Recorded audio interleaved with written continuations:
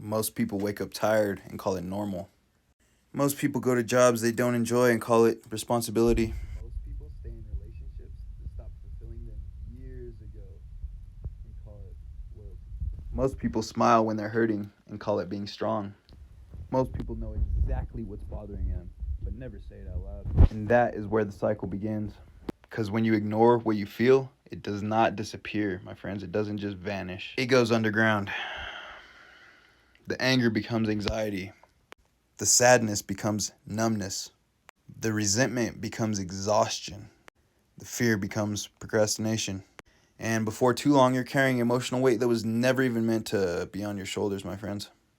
Now, most people don't suffer because they don't know the truth. They suffer because they know the truth and spend years trying to negotiate with it, trying to convince themselves they're happy, trying to convince themselves they're okay, trying to convince themselves that they can tolerate one more day, one more year, one more version of themselves that isn't who they actually are or who they've become.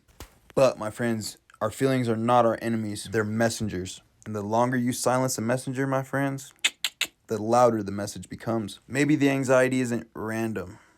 Maybe the exhaustion isn't random. Maybe the feeling that something's missing isn't even random at all, my friends. Just maybe it's the part of you that's been waiting years to finally listen.